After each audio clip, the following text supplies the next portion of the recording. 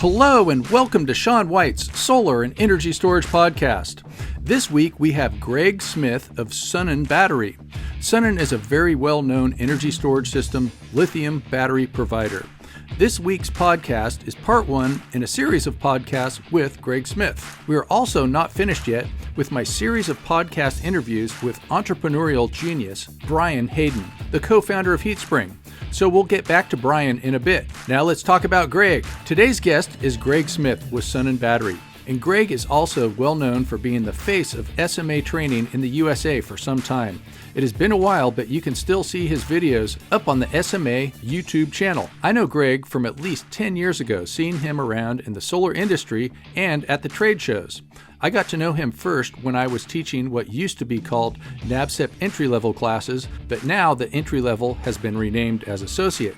When I was teaching these classes at Solar Universe, which I used to do 1 week a month, when we were really lucky, SMA would send their best, which means Greg Smith would come to class. I always enjoyed Greg talking to my students, and besides getting a break, I would learn things.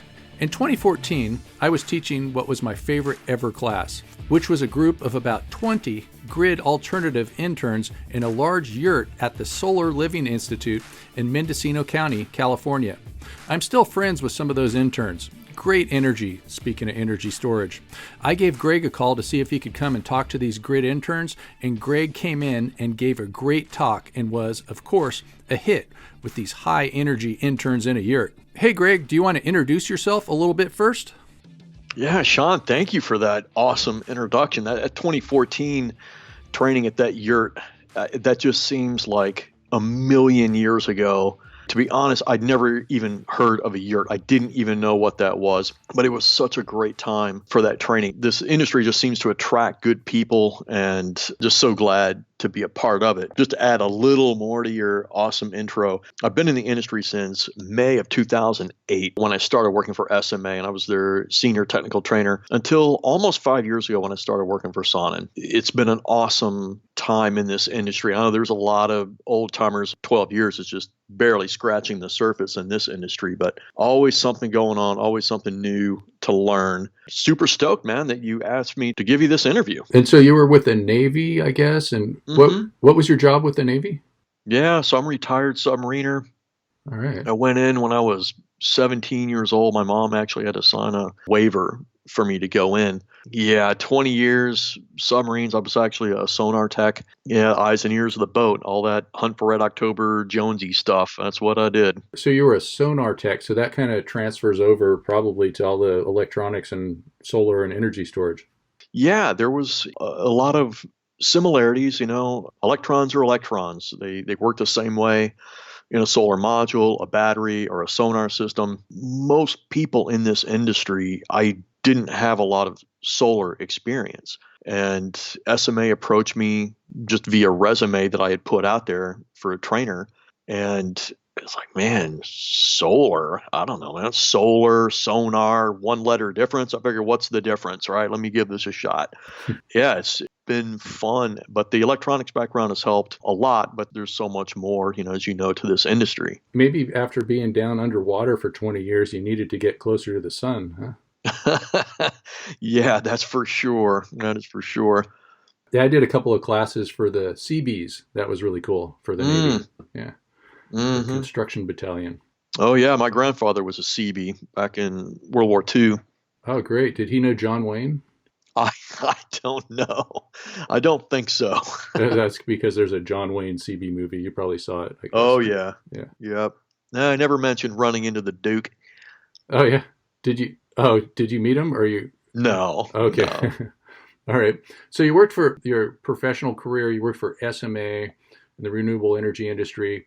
I remember you knew all about sunny islands and all that. So that probably was a good transfer to get over to Sonnen. And you got there when the energy storage industry it was probably a really good time to switch over to energy storage like that. And they're both German companies. So what is it? You like pretzels? Yeah, I guess I didn't learn my lesson. I went from one German company to another one.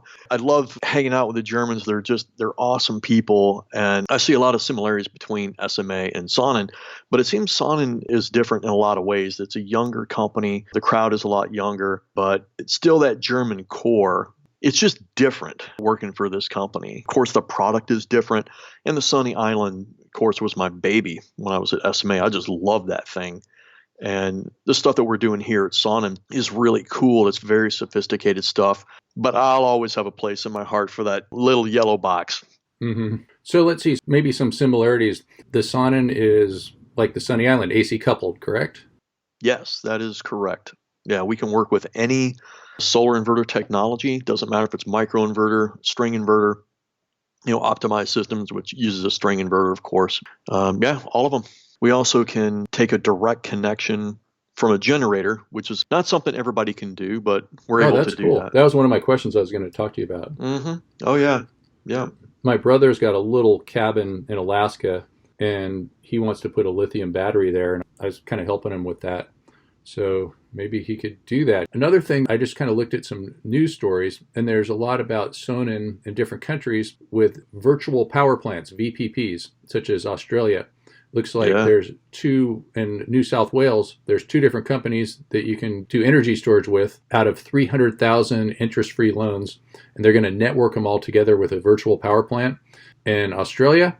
And you guys are one of the companies that can do that. So do you hear a lot about that working here in the US? Oh, yeah. I mean, Australia, we've got some closer to home, Sean. We just launched one called Soleil Lofts outside of Salt Lake City. We have one in Arizona. We have one in Florida. So virtual power plants is rapidly becoming a large part of our business. I mean, 2,500 homes with, an energy storage system just will provide great grid support. No more peaker plants, or at least reduce the need for a peaker plant. But Soleil Lofts is our latest one, and that's probably our crown jewel so far for the U.S. That's pretty cool. So how do you say it again? Soleil? Or how do you spell Soleil it? Lofts, yeah, Soleil, fancy. Mm-hmm.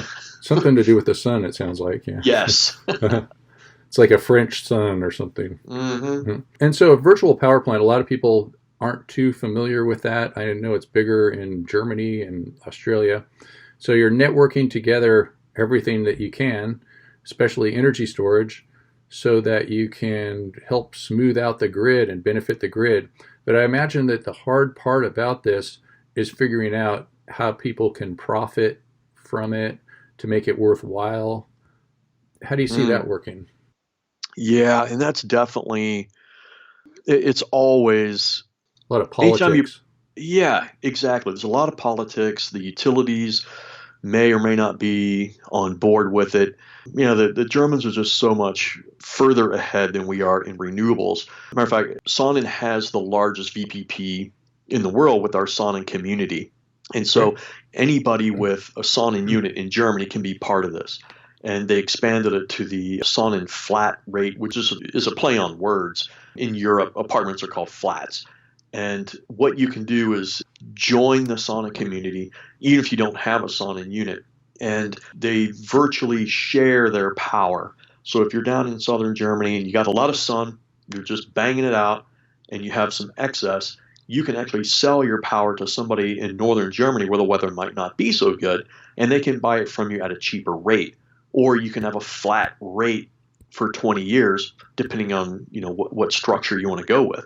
It's an incredible system they have set up over there, and we have a lot of test beds here in the U.S., Soleil Lofts being our latest one, and the same concept applies. You're going to have this focused area of, I think Soleil Lofts is 400 or 500 homes, each of them with a Sonnen battery in it, and at any time, the utilities could pull that power from them for grid support.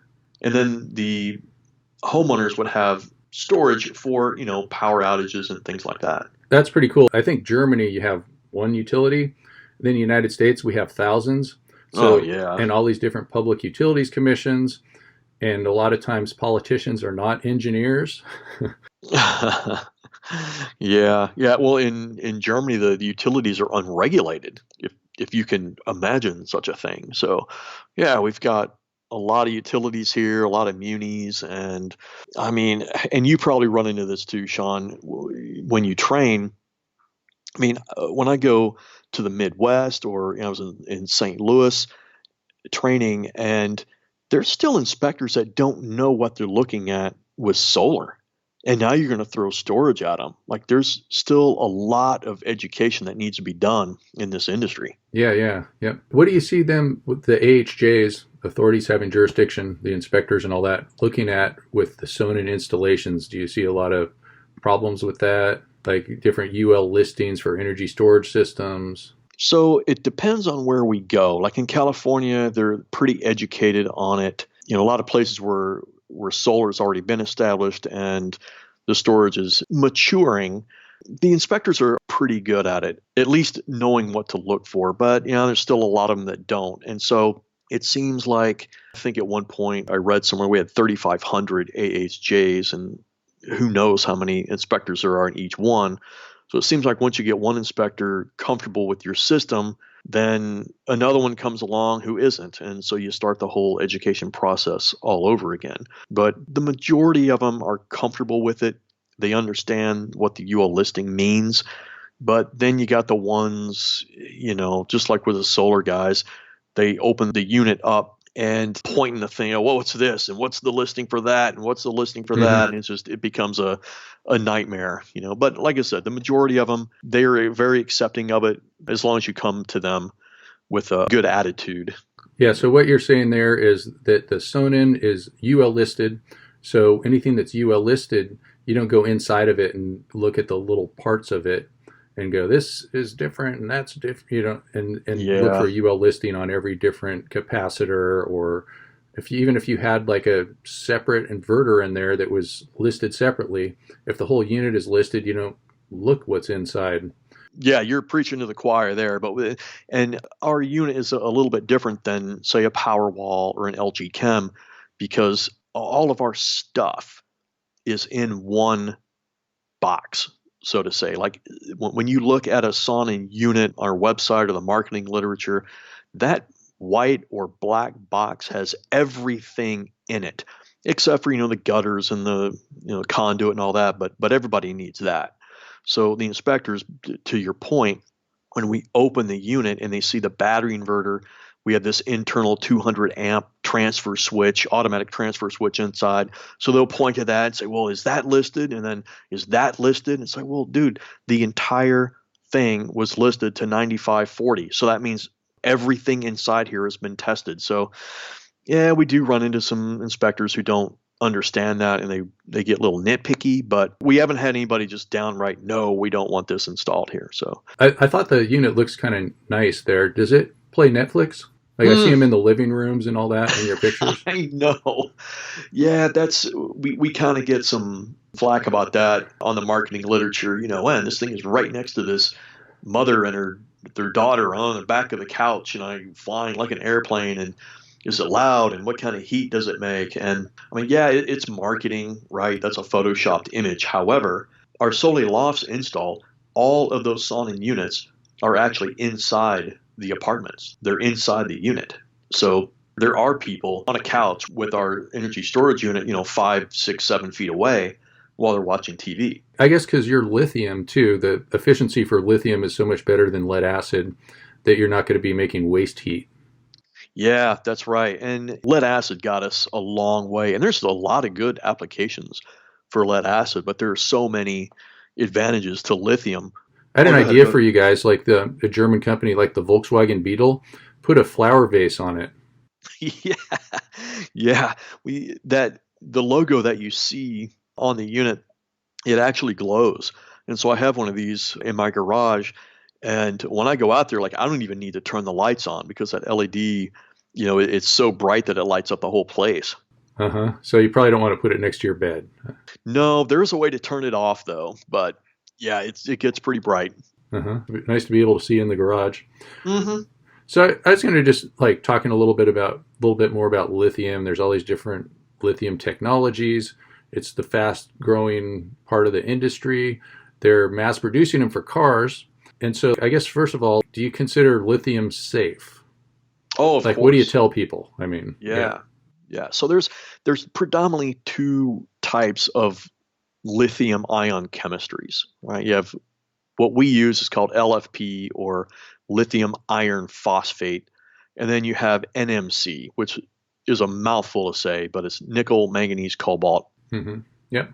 And those are the two predominant chemistries. There are other ones. There's probably 5 or 6 more, depending on the source that you use. But in general, lithium ions are safe. They're safe batteries to use. And we have to get over the stigma of, the hoverboards and the Galaxy, those kind of things, because it's a totally different application when we use these in a stationary storage application like anybody that uses lithium technology. And while all the lithium is safe, there are some that are safer than others. NMC and LFP, like I said, I don't want to scare people, but anything is going to catch on fire if it gets hot enough. Yeah, and if you're storing energy, I mean, it could get released in any way with storing energy. Yeah, absolutely. And did you know, in the 20th century, they used to let gasoline cars, it's 33 kilowatt hours per gallon. That's 66 cheeseburgers per gallon of energy. So that would be like you could have 2 SUVs in a garage and have a megawatt hour sitting there ready to go off with a match. Crazy. Mm-hmm. Yeah, right. Oh, wait. I think they still let you do that, too. Yeah. But inherently, they're all safe, right? Everybody's got safeguards. It's just the lithium iron phosphate has this built-in ability to not hit a thermal runaway on its own, right? Like you could puncture a lithium iron phosphate cell and nothing would happen. If you did the same thing to an NMC chemistry, well, you would get the explosion and the cool stuff that you see on YouTube. Mm-hmm. Yep. But that doesn't mean they're unsafe. And while the two chemistries have that difference, I don't like to go around and purport that, right? Because they can build them all safe. Like they just have to make sure that if one goes off, it doesn't make its neighbor explode too. Absolutely. Yeah. Absolutely. It's pretty amazing seeing all this stuff take off and the price go down and all that kind of stuff. Oh, yeah. Yeah, we have the electric cars to thank for that. Like if it wasn't for them, lithium prices would still be way, way up there. I mean, the prices have come down. I mean, depending on the source that you use, 80% in the last 5 years. It's incredible. Yeah, it's kind of like solar. Yeah. Oh, yeah. Yeah, a lot of people say that energy storage is the new PV. Yeah, in some ways I hope that's true, and in some ways I don't. Do you notice, speaking of cars and all that, is it hard to get a hold of the lithium batteries, to get hold of all these cells, because the car companies are trying to grab them up and get market share for their car companies? Yeah, that is true. However, NMC, the chemistry that I was talking about before, that's what's used in LG Chem and of course Tesla. So while those batteries may be hard to get, while you may have a hard time trying to get a Tesla Powerwall or an LG Chem, you probably wouldn't have a hard time getting a storage system that uses LFP batteries, because LFP is not used in electric vehicles. So there's a lot of different companies, some of them almost never heard of, selling the LFP. And by the way, too, for people out there, F is for iron. It's the word ferrous on the periodic table of elements. And so for the LFP batteries, has Sonnen been around the longest? Or, has Yes. got the biggest footprint at least, I guess? Yeah, absolutely. We've been around the longest. We've been doing this for 10 years. Matter of fact, we just went over 10 years as a global company in Germany. And we've been in the United States for 5 years now. And Sonnen has been doing this type of intelligent energy management longer than anyone. This is the end of part 1 of a series of podcasts with Greg Smith of Sonnen Battery. Thanks again for listening to Shawn White's Solar and Energy Storage Podcast. Tune in next week for more. And if you are interested in learning more about solar and energy storage, tune your browser into solarsean.com. Over and out.